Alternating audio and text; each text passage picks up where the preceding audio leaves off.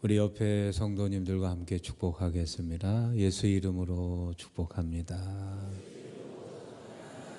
하나님은 성도님을 참 사랑하십니다. 무더위 가운데 잘 오셨습니다. 오늘 예수님께서는 하나님의 백성들에게 쉼에 대해서 말씀하십니다. 하나님의 백성은요, 이 쉼이 하나님의 명령이고 그렇기에 의무라는 걸 알아야 됩니다. 특히 한국 사회는 이 쉬는 것이 좀 죄책감을 가지고 또 쉰다는 걸 게으르게 여기는데, 성경에서는요, 여러 각도로 이 쉼을 하나님께서 명령하고 계십니다. 그러므로 쉬지 않는 것은 하나님의 말씀에 불순종하는 이 불순종 행위입니다.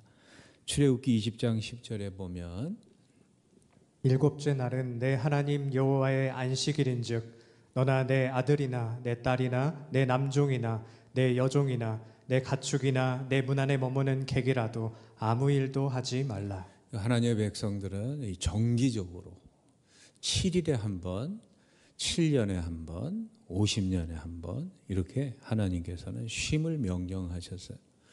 그래서 이 세상의 현자들, 지혜로운 사람들은요, 이 쉼에 대한 상당한 긍정적인 가치를 가지고 있습니다. 예를 들면 알버트 아인슈타인 같은 경우는 이런 말을 했죠. 인생은 일과 쉼의 균형으로 완성된다.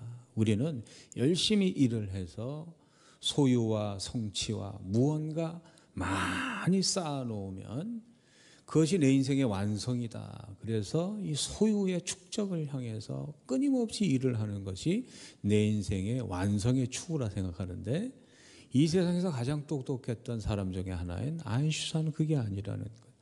인생의 완성은 일과 쉼이 균형을 통해서 완성된다. 그래서 아인슈타인은 잘 아시는 것처럼 하루에 8시간에서 10시간을 매일 평균적으로 잤다 그러죠. 존 러스킨이라는 사람은 휴식은 게으름이 아니라 일의 일부입니다. 여러분, 이 쉬는 것은 게으른 게 아니에요. 이 쉬는 것은 낭비가 아니고 투자입니다. 그러니까 내 인생의 이 쉬는 시간을 소비다, 낭비다 이렇게 생각하지 마시고 내 삶을 더 윤택하게 하는 하나님 주신 좋은 기회고 이 투자라고 생각을 하셔야 돼요. 칼 융이라는 사람은 우리가 휴식할 때 우리의 마음은 가장 생산적으로 일한다.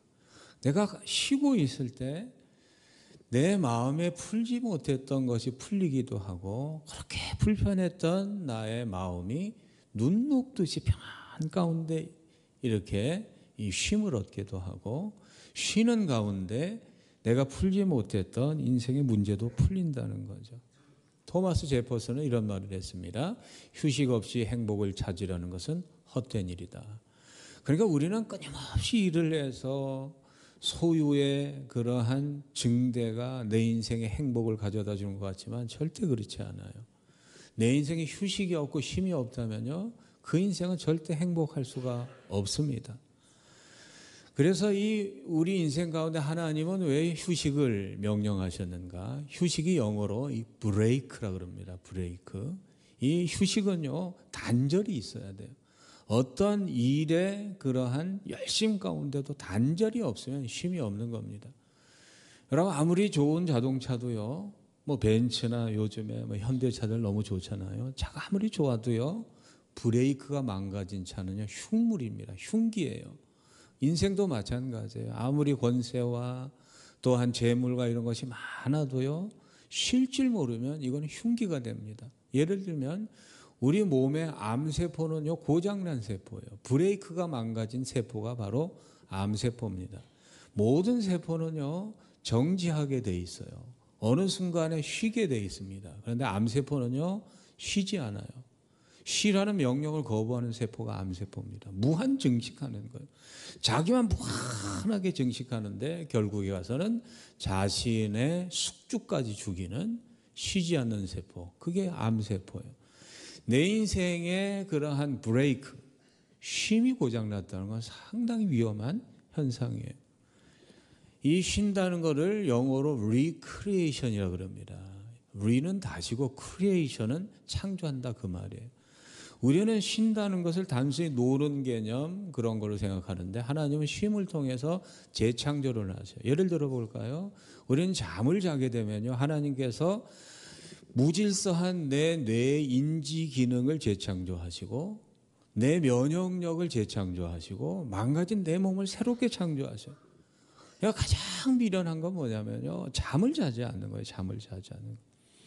요즘에 개 같은 인생이 가장 좋은 인생이다라는 책이 있어요.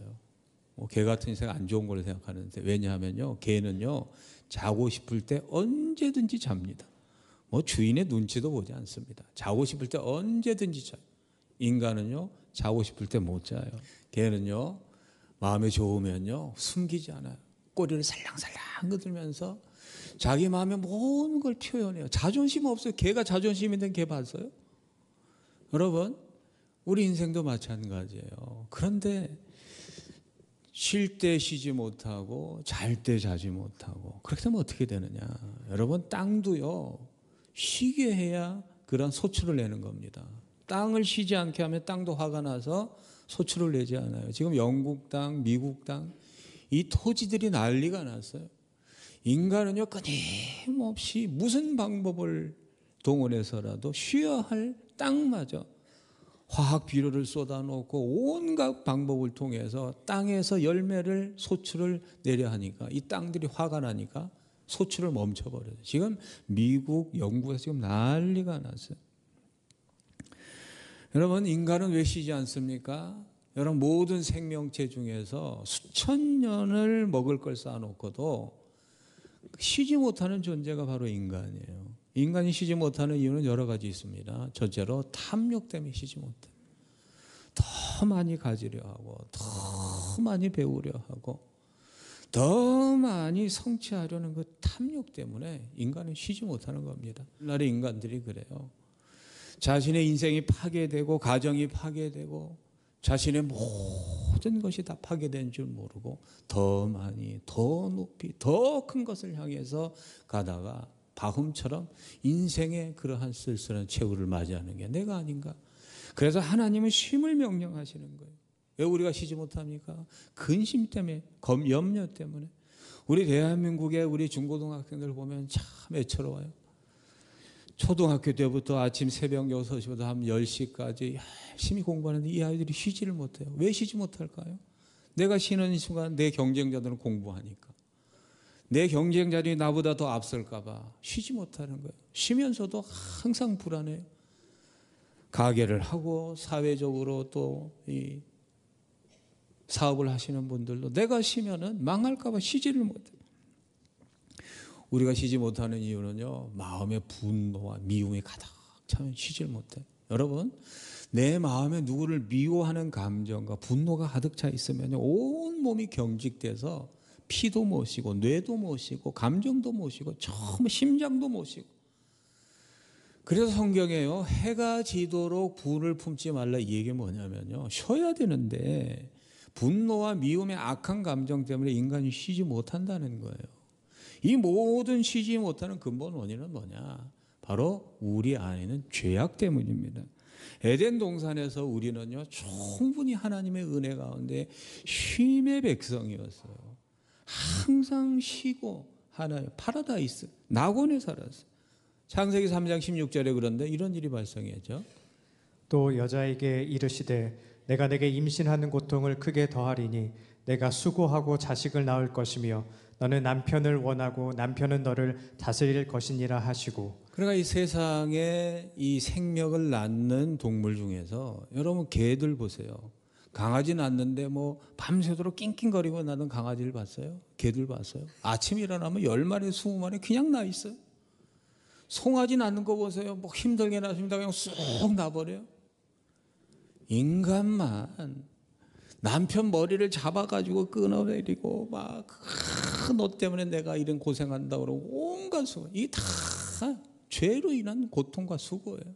남자들은 별다릅니까? 17절에 보면 아담에게 이르시되 내가 내 아내의 말을 듣고 내가 내게 먹지 말라 한 나무의 열매를 먹었은즉 땅은 너로 말미암아 저주를 받고 너는 내 평생에 수고하여야 그 소산을 먹으리라. 그러니까 에덴 동산에서 하나님과 죄 없이 살 때는요, 우리는요, 노동이 대가를 바라는 수단이 아니었어요. 이 노동 자체가 거룩한 목적이었습니다. 그러니까 노동하는 게 힘들지 않았어요. 수고롭지 않았어요. 즐거웠어요. 아담은 하나님께서 모든 만물의 이름을 붙이라는 일에 힘들게 하지 않았어요. 즐거운 마음으로 했다는 거죠. 그런데 죄가 찾아온 이후에 인간의 노동이 대가를 받는 수단으로 전락하니까 이 노동이 일이 굉장히 괴로운 일이 되어버렸어요. 이 모든 일이 죄의 그러한 대가입니다. 이사야 57장 20절 21절에 보면 이 말씀 같이 한번 읽어보시겠습니다. 그러나 악인은 평온함을 얻지 못하고 그물이 진흙과 더러운 것을 늘 솟구쳐내는 요동하는 바다와 같으니라. 내 하나님의 말씀에 악인에게는 평강이 없다 하셨나니. 그러니까 하나님께서 이 세상을 창조하실 때 악을 행하고 죄인에게 주지 않은 게 있어요. 여러분, 악을 범하면서 물질을 가질 수도 있고 권세를 가질 수도 있고 세상의 모든 것을 다 가질 수 있는데 악인에게 주지 않은 게 하나님의 평강이에요. 쉼이 없어요. 그래서 악인에게는요, 쉼이 없기 때문에 그 인생이 가장 저주스러운 인생이에요. 내가 왜 쉬지 못하는가? 하나님께서 원치 않은 악이 내 안에 가득하면요, 내 영이 쉬지 못하기 때문에 마음도 못 쉬고 감정도 쉬지 못하고 온몸이 쉬지 못하는 저주받은 인생을 살게 되는 거예요. 이 모든 불안으로부터 우리가 탈피하고 구원받을 수 있는 길은요, 딱 한 가지밖에 없어요. 28절 우리 같이 읽어보실까요? 수고하고 무거운 짐진 자들아 다 내게 오라 내가 너희를 쉬게 하리라. 예수님만이 이 모든 죄악으로 인한 불안과 쉼없는 인간의 고통 속에서 쉬게 하실 수 있는 유일한 분이시라는 거예요.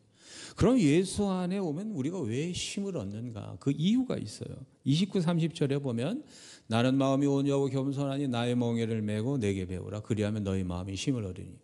여러분, 예수님이 우리에게 쉼을 주시는데 어떻게 주신다 그랬어요? 배워야 쉴 수 있다는 거예요. 여러분, 쉼이라는 게요, 아무 일도 하지 않고 먹고 노는 게 쉰 게 아니에요. 배워야 쉬는 겁니다. 쉼을 배우지 못하면요, 절대로 쉴 수가 없어요. 예수님은 이 세상의 고난과 고통 속에 쉬지 못한 우리들에게 나에게 배우라는 거예요. 예수님께 배워야 오늘부터 쉴 수 있는 인생이 되는 겁니다. 그럼 무엇을 배워야 될까요? 오늘 말씀을 통해서 예배를 통해 두 가지를 배워가시길 바랍니다. 그러면 여러분의 인생 가운데 천국과 같은 쉼의 삶이 여러분의 인생이 될 줄로 믿습니다. 첫째는요, 멍에 매는 법을 배우셔야 돼요. 여러분, 쉼은요, 멍에를 벗어야 쉴 수가 있는데 죄의 멍에를 벗고 분노의 멍에를 벗고 세상의 그러한 노동의 멍에를 벗어야 우리가 쉴 수 있는데 예수님 멍에를 쥐라 그래요. 그래서 큰 황소나 어미소 같이 쟁기를 갈게 했어요. 예수님은요, 이걸 말씀하고 계신 거예요. 우리 인생이란 단단하고 고통스러운 인생의 밭을 가는 데는 우리는 어린 소같이 도저히 내 힘으로 감당해낼 수 있는 밭이 있다는 거예요. 그 밭을 갈 때 자기 힘으로 갈지 말고 우리의 큰 소 되시고 우리의 힘 대신 예수님과 함께 멍에를 메고 그 밭을 갈게 되면은 그 밭이 갈아 엎어진다는 거예요. 그래서 멍에를 메라 이 얘기는 그 힘든 인생의 그러한 석회암 밭 같은 그 인생의 밭의 길을 혼자 가지 말고 주님과 동행하라는 것입니다. 주님과 동행하게 되면요, 멍에가 가벼워져요. 생애의 짐을 예수님과 함께 지면 얼마나 가볍겠습니까? 예수님께서 말씀하시는 내 멍에를 메라는 것은 인생의 너의 멍에를 너 혼자 지지 말고 나와 같이 지자는 거예요. 그래서 이 말은 다른 말로 하면 예수님께 내 짐을 맡기는 법을 배우라는 거예요. 멍에를 메라는 것은 어린 소가 큰 힘센 소에게 자신의 인생의 짐을 양도하는 법을 배우라는 거예요. 맡기는 법을 배우라는 거예요. 예수님께 하나님께 여러분의 인생의 짐을 맡기면요, 하나님께서 저 주실 줄로 믿습니다. 그런데 우리는요, 내 문제는 내가 해결하려고요. 기도하고 예배 보면서도 내 문제는 내가, 내 옷 보니까 내 팔자니까 아니에요. 하나님께 맡기시기를 바랍니다. 주님과 멍에를 같이 하시기를 주의 이름으로 축복합니다. 여러분, 하나님은요 살아계신 분이시고 이 모든 우주 만물을 창조하신 분이에요. 창조하신 분이시기 때문에 이 모든 일을 해결할 수 있는 능력이 있으신 분인 줄로 믿습니다. 여러분, 내 인생이요, 내가 할 수 있는 일 여러분 하면 돼요. 내 힘으로 안 되는 게 있어요. 내가 아무리 노력해도 내가 던져버릴 수도 없고 해결할 수도 없는 짐이 있단 말이에요. 그 짐 어떻게 하실까요? 자녀의 문제가 내 마음대로 됩니까? 물질의 문제가 내 마음대로 됩니까? 내 안에 찾아온 질병이 내 마음대로 됩니까? 안 돼요. 그때 주님께 짐을 맡기시기를 주의 이름으로 권면을 드립니다. 하나님이, 예수님이 원하시는 거예요. 시편 68편 19절에 보면 우리 같이 읽어보겠습니다. 날마다 우리 짐을 지시는 주 곧 우리의 구원이신 하나님을 찬송할지라. 다윗 생각해 보세요. 한나라의 임금에게 쫓겨다니면서 도망갈 수도 없고 머무를 수도 없는 기가 막힌 인생의 짐을 하나님께 맡기자니까 하나님께서 해결해 주시잖아요. 시편 55편 22절에 보면 같이 읽어보겠습니다. 내 짐을 여호와께 맡기라. 그는 너를 붙드시고 의인의 요동함을 영원히 허락하지 않으시라. 여러분, 하나님께 짐을 맡기면요 하나님이 하십니다. 하나님이 하셨습니다. 하나님의 은혜입니다. 그러므로 베드로전서 5장 7절에 있는 것처럼 너희 염려를 다 주께 맡기세요. 여러분, 걱정 있으시죠? 근심 있으시죠? 염려한다고 해결됩니까? 염려되니 기도하세요. 맡기세요. 맡기면 하나님이 되는 줄로 믿습니다. 맡기면 내 일이 아니라 하나님이 일이 될 줄로 믿습니다. 하나님은요 그걸 크게 기뻐하시는 분이에요. 우리의 짐 중에 가장 큰 짐이 뭐냐? 죄의 짐이에요. 죄의 짐. 죄가 내 인생을 누르게 되면요 잠을 자도 그 짐은요 없어지지 않아요. 꿈속에서도 나타나요. 시편 38편 4절에 보면 내 죄악이 내 머리에 넘쳐서 무거운 짐 같으니 내가 감당할 수 없나이다. 이 짐을 어떻게 해결합니까? 이사야 53장 5절 6절에 보면 예수님이 누구신가? 같이 읽어보겠습니다. 그가 질림은 우리의 허물 때문이요 그가 상함은 우리의 죄악 때문이라. 그가 징계를 받음으로 우리는 평화를 누리고 그가 채찍에 맞음으로 우리는 나음을 받았다. 나의 죄를 위해서 나의 죄의 짐을 벗겨주기 위해서 예수 그리스도께서 채찍에 맞으시고 징벌을 받으심으로 말미암아 나의 모든 죄가를 해결했던 걸 믿으시고 그 예수 그리스도 안에 나의 죄짐을 다 던져버리시고 오늘 이후로 자유하시기를 주의 이름으로 축복합니다. 회개함으로 여러분의 인생의 진정한 자유가 찾아오시기를 주의 이름으로 축복합니다. 첫째로 쉼을 얻기 위해서는요 예수님과 함께 멍에 매는 법, 내 짐을 주님께 옮기는 법을 배우셔야 돼요. 두 번째는 예수님의 마음을 배워야 돼요. 사람은요 마음이 편해야 쉴 수 있는 거예요. 아무리 힘들어도요 마음이 편하면 잘 수 있지만 아무리 좋은 집에 살아도 마천동에 이 편한 세상이 제일 좋은 아파트지만 거기 살아도 마음이 불편하면요 잠이 안 온다니까요.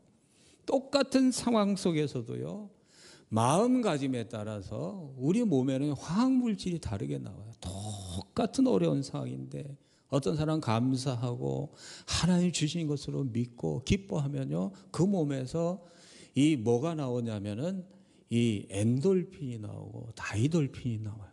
내가 설령 암에 걸렸어도요 하나님께서 내게 이 질병을 주신 것은 하나님의 뜻이 있으시고 사랑하신 그분께서 주셨다면 이것도 축복이라는 믿음을 가지면요 다이돌핀이 나와요. 그러면 그 다이돌핀은요 암세포도 죽이는 하나님 주신 놀라운 치료제인 줄로 믿습니다. 별것도 아닌데 불평하고 불만하고 광야 생활에서 목마르다고 투정하고 그러면요 온몸에서 아드레날린이 나와요. 노르아드레날린이 나면요 이 아드레날린은요 피를 섞게 하고 뼈를 똑똑 분질러 트리는 거예요. 내 마음에 따라서 그럼 어떤 마음을 가져야 되느냐? 어떤 마음을 가져야 편안하느냐? 첫째, 온유한 마음을 가지시길 바랍니다. 온유라는 게 뭐냐면요 마음이 부드러운 사람이에요. 부드러운 사람. 부드러운 사람은요 어디를 가든지 편안해요. 누가 찔러도 부드럽게 반응하면요 찔리질 않아요. 그런데 마음이 단단한 사람들이 있어요. 뾰족뾰족한 사람들은 편하질 않아요. 어디를 가든지. 뭐 식당에 가도 조금 불편하게 하면 막 소리 지르고 어딜 이 사람하고 가면은요 부드럽지 않은 사람하고 다니면요, 어디를 가든지 불편해요. 그래서 온유라는 건 뭐냐면요, 다시 말씀드리면 온유라는 건요, 부드러운 마음으로 포용하는 마음이에요. 용납하는 마음이에요. 예수님은요, 수용성이 이 세상에 어떤 존재보다 뛰어나신 분이었어요. 예수님은요, 세리도 죄인도 심히여 창녀라 할지라도 다 수용하시고 사랑으로 받아들이셨어요. 심지어 자기를 팔아넘기는 가룟 유다 할지라도, 심지어 자기를 십자가에 못 박는 사람이라 다 받아들이셨어요.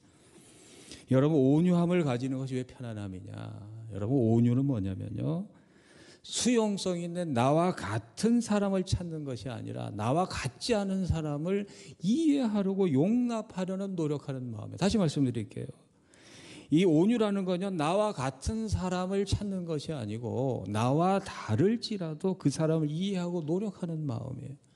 그래서 온유한 사람은요, 나와 달라도 나와 같아지도록 요구하지 않고 그 사람을 있는 그대로 수용하는 사람이 온유한 사람이에요. 이 세상의 가장 큰 고통이 어떤 고통이냐면 맞지 않는 고통이에요. 여러분, 부부가 왜 헤어지죠? 대한민국이 이혼율 세계 1위입니다. 왜 헤어질까요? 외도는 2등, 3등이에요. 경제적인 문제 2등, 3등. 1등이 뭐냐면 성격이 맞지 않아서. 성격이 안 맞아서 다 헤어지는 거예요. 서로 맞지 않는 것을 나에게 맞추라고 요구하는 것이 얼마나 고통스러운 건지 아세요? 여러분, 온유라는 게 뭐냐? 나와 다른 존재를 그 모습 그대로 품어주는 거예요. 이 가정에 평안이 있을 줄로 믿습니다. 이 교회에 평안이 있을 줄로 믿습니다. 다른 게 틀린 게 아니에요. 온유한 마음이 없으니까 그렇게 고통스럽게 사는 거예요. 이 온유라는 건 다른 것이 아니고, 이거는 선천적 성격이 아니고 온유는 성품입니다. 온순이 아니에요. 온순한 사람이 온유하다, 천만의 말씀이에요. 정말 착한 사람 화난 거 보셨어요? 나쁜 사람, 못된 사람 화나는 건 그러려나 해요. 익숙하니까. 근데 평생 착하다 한 번 화나잖아요. 온순한 사람 화나면요, 지구가 반조각이 나요. 어마어마합니다. A형 화나 보세요. 지구가, 우주가 그냥 흔들립니다. 이 온순이라는 건요, 이 온유라는 것은 타고난 성품이 아니고 길들여진 성품이에요. 온유는요, 배운 성품이에요. 그래서 예수님이 배우라는 거예요. 멍에를 매야 기도라는, 말씀이라는, 하나님의 예수 그리스도는 멍에를 매야 우리는 온유한 존재로 길들여질 수 있어요. 민수기 12장 3절에 보면 이런 말씀이 있습니다. 같이 읽어보겠습니다. 이 사람 모세는 온유함이 지면의 모든 사람보다 더하더라. 모세는요, 온순한 사람이 아니었어요. 자기 마음에 들지 않은 그 자리에서 사람을 쳐 죽여서 모래 밭에 파묻은 사람, 다혈질의 사람이고 아주 파괴적인 성품의 사람인데 40년 동안 광야에서 하나님께 길들여지니까 온유한 사람, 부드러운 사람, 가는 곳마다 쉼이 있는 사람, 평강의 사람으로 바뀌었다는 거예요. 여러분, 온유한 사람 되시길 주의로 축복합니다. 여러분, 성격이 아무리 괴팍해도요, 온유하게 살 수 있어요. 그곳에 평강이 임할 줄로 믿습니다. 예수님의 겸손이 우리를 편안하게 만듭니다. 여러분, 물이 어느 곳에 고이죠? 낮은 곳에 고입니다. 하나님 은혜도요, 낮은 곳에 모여요. 인생의 평강이 어디에 모이느냐? 겸손한 성품에 모여요. 겸손의 반대가 교만입니다. 교만 사람은요, 편하지 않아요. 교만한 사람은 쉴 수가 없어요. 왜 그런지 아세요? 심리학적으로 정신적 구조가 교만한 사람은요, 쉴 수가 없어요. 예수님은요, 빌립보서 2장 5절 8절에 보면 같이 읽어보겠습니다. 너희 안에 이 마음을 품으라. 곧 그리스도 예수의 마음이니 그는 근본 하나님의 본체시나 하나님과 동등됨을 취할 것을 여기지 아니하시고 오히려 자기를 비워 종의 형체를 가지사 사람들 같이 되셨다. 겸손의 이 원 형태는 예수 안에 있습니다. 예수님은요, 자기를 비우셨어요. 교만으로 다시 돌아가면요, 교만한 사람은 왜 쉴 수 없느냐? 교만한 사람은요, 모든 인생의 주인이 자기예요. 그래서 모든 인생을 자기가 통제하려 하고 자기가 주인이기 때문에 자기 마음대로 돼야 돼요. 이게 교만이에요. 그런데 세상이 자기 마음대로 됩니까? 자기 통제로 됩니까? 그러니까 화를 내고 분노하고 소리 지르고, 이게 교만한 모습이에요. 겸손한 사람은요, 자기를 비웠어요. 내 뜻대로 인생을 사는 것이 아니라 하나님의 뜻대로 살기 때문에 내 인생의 뜻대로 인생이 흘러가지 않아도 하나님께 감사할 수 있습니다. 기뻐할 수 있습니다. 그러니까 평안한 거예요. 쉼이 거기서 찾아오는 것입니다. 여러분, 지난주에 말씀에 하나님의 나에게 복을 주시기도 하시지만 화도 주셔요. 마음이 높은 사람들은 하나님의 나에게 고난을 주셔, 질병을 주셔, 아픔을 주셔. 내 하나님이 아니에요. 겸손한 사람은 하나님께서 내게 복을 주시기도 하시지만 하나님 주신 모든 것은 고난도 변장된 축복이라고 받아들이니까 그 마음에 평안이 있는 거예요. 평안이 찾아오면요, 질병의 그 모든 것도요 치유될 확률이 훨씬 높습니다. 겸손하시길 주의 이름으로 축복합니다. 이사야 57장 15절에 보면 같이 읽어보겠습니다. 지극히 존귀하며 영원히 거하시며 거룩하다 이름하는 이가 이와 같이 말씀하시되 내가 높고 거룩한 곳에 있으며 또한 통회하고 마음이 겸손한 자가 함께 있나니 이는 겸손한 자의 영을 소생시키며 통회하는 자의 마음을 소생시키라 합니다. 하나님은요 겸손한 사람과 항상 동행하셔요. 그래서 마음이 평안한 거예요. 여러분, 쉬는 건 절대 낭비가 아닙니다. 내 인생의 가장 투자인 줄로 믿으시고 하나님의 품 안에서 쉼이 있는 여러분 되시기를 주의 이름으로 축복합니다. 기도하사 하나님 감사합니다. 내 인생의 여러 요소로 인해서 쉬지 못했던 내 인생에 찾아오셔서 예수 안에 는 참 쉼을 우리 하나님의 백성들이 누리게 하시고 얻게 하시고 배우게 하여 주시옵소서. 예수 그리스도 이름으로 믿고 기도하옵나이다. 아멘.